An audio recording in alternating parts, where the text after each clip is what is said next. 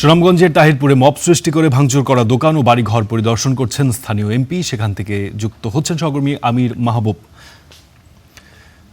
জি আমির, স্থানীয় এমপি মহোদয় তিনি এসছেন, সেখানে পরিদর্শন করছেন, তার সঙ্গে কথা বলতে পেরেছেন কিনা, কি তথ্য পেলেন?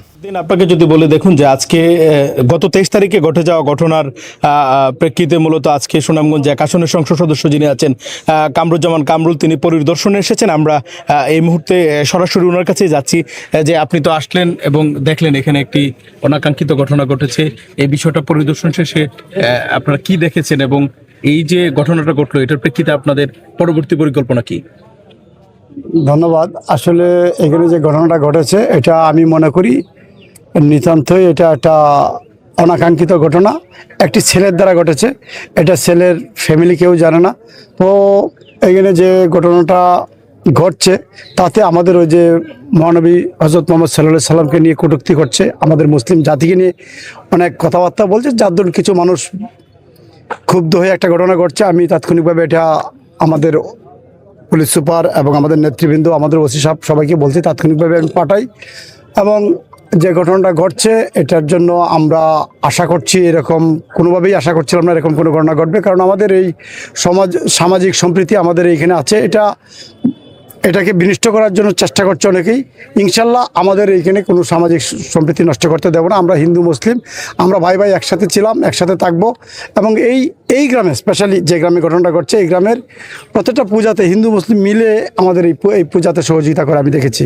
আমি বহুবার 20 বছর যাবৎ 20-25 বছর যাবৎ আমি এই পূজাতে আসি। তো আমাদের এই সম্প্রীতি যাতে নষ্ট না হয় সেই কারণে আমি সবাইকে অনুরোধ করব, আমাদের ওই মুসলমান ভাইদেরকেও বলবো, হিন্দু ভাইদেরকেও বলবো, আমরা এখানে যে ঘটনাটা ঘটিয়েছে সে আমি মনে করি একটা বকাটে ছেলে, তাকে তাৎক্ষণিকভাবে পুলিশের আওতায় নেওয়া হয়েছে, আইনের আওতায় নেওয়া হয়েছে, তার দৃষ্টান্তমূলক শাস্তি হবে। এবং আমরা যেন ওই সব বিষয়ে আমরা সকলে মিলে এই অপ্রীতিকর ঘটনাকে আমরা মোকাবেলা করি। আমি জানি একটা চক্রান্ত সারা দেশ জুড়ে আছে, কালকে ফেনীতেও এরকম একটা ঘটনা ঘটছে। এটা উস্কানো দেওয়ার জন্য, আমাদেরকে এই সুন্দর পরিবেশকে নষ্ট করার জন্য একটা চক্র পরিকল্পিতভাবে এইগুলি করার চেষ্টা করছে।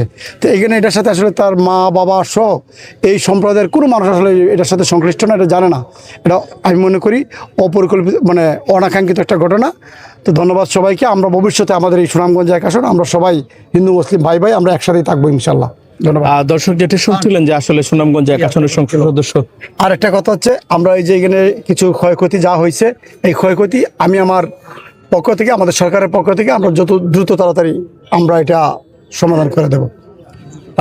দর্শক শুনছিলেন যে আসলে সুনামগঞ্জ 1 আসনের সংসদ সদস্য কামরুজ্জামান কামরুল, তিনি বলছেন ধর্মীয় সম্প্রীতি বজায় রেখে এখানকার স্বাভাবিক পরিস্থিতি ফিরিয়ে আনার জন্য ইতিমধ্যে তিনি কাজ শুরু করেছেন। ধন্যবাদ আমির।